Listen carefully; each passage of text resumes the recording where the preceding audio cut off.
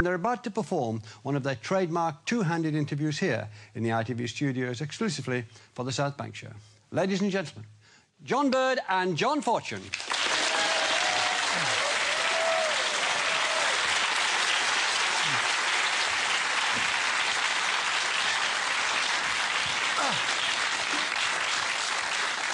George Parr, you are an investment banker. I am, yes. Yes.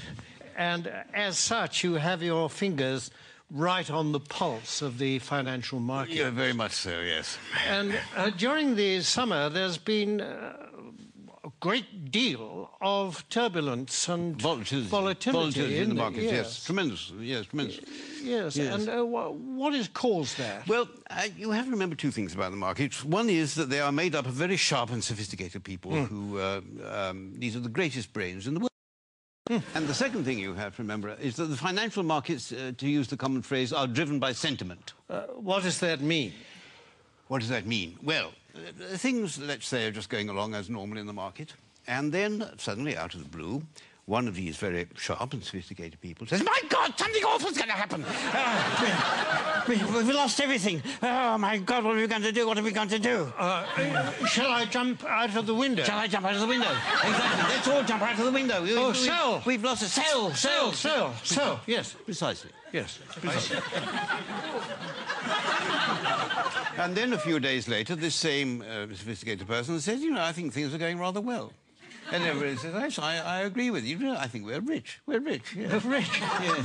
Buy. Buy, yes." Yes, and that's what we call market sentiment. Well, yes. Surely we are exaggerating just a bit, aren't we? Well, I don't know. I mean, in August, in the middle of August this year, when the market absolutely plunged in London, a well-known city firm, State Street Global Markets, issued a statement in which it said, and I quote, "Market participants don't know whether to buy on the rumour and sell on the news, do the opposite, do both, or do neither, depending on which way the wind is blowing," unquote. Yes, and this is the kind of rigorous analysis that companies will pay huge salaries for. Yes, exactly. And a few days later, when the markets had gone up a little bit, the senior equities advisor on ABM Ambrose Morgan said, and I quote, "We're back to happy days again." Well, no price is too high for that kind of mature wisdom, certainly is it? Not. The reason this sort of people are paid millions of pounds in bonuses. Yes, of course. During this summer, there have been actual causes behind the volatility in the markets, haven't there? I mean, specifically and especially in America, granting vast numbers of mortgages to people who can't afford them on properties which are diminishing in value. It's the so-called subprime situation, yes. The subprime market. Yes. How does that work, in fact? Well, imagine, if you can, say, an unemployed black man sitting on a crumbling porch somewhere in Alabama in his string vest, and a chap comes along and said, "Would you like to buy this house before it falls down? And why don't you let me lend you the money?" And is this chap who says this, is he a banker? Oh, no. He's a mortgage salesman. His income depends entirely on the number of mortgages that he can arrange. So his judgment to arrange mortgages is completely objective? Completely objective, yes, absolutely. It would. Yes. And what happens next? Well, then this debt, this mortgage, is taken, bought by a bank and packaged together on Wall Street with a lot of other similar debts. Without going into much detail about what is actually... Without going into any detail, no, it's far too boring. And so this is put into a package of debt, and then it's moved on to Wall Street, and this is extraordinary what happens then, that somehow this package of dodgy debts stops being a package of dodgy debts and starts being what we call a structured investment vehicle. And SIV? An SIV, exactly, yes. Yes, I see. And then someone like you comes along and buys it. I buy it, yes, and then I will ring up, I don't know, somebody in Tokyo and say, "Look, I've got this package, do you want to buy it?" And they say, "What's in it?" And I say, "I haven't got the faintest idea." And they say, "How much do you want for it?" And I say, $100 million, and then they say, "Fine, that's it." And that's the market. And presumably this package, I mean, that kind of thing can happen several times to the same package. Possibly, yes. And every time it does, of course, then you or someone like you will get a fee and a markup and a profit, yes. And so well, you can't expect us to do it for nothing. It's hard work being.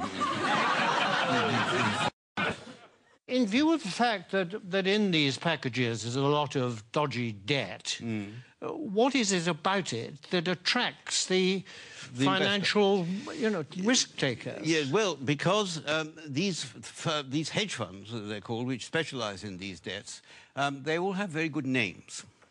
You mean they're responsible companies? No, I don't. It's nothing to do with their reputation. They have actually very, very good names. The names they think up for them are very good.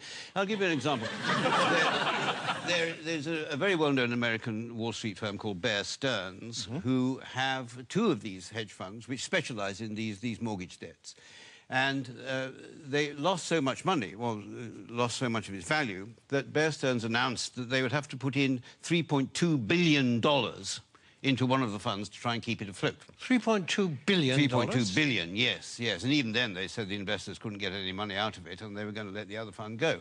But one of these funds was called the High Grade Structured Credit Strategies Fund, and the other was called the High Grade Structured Credit Enhanced Leverage Fund.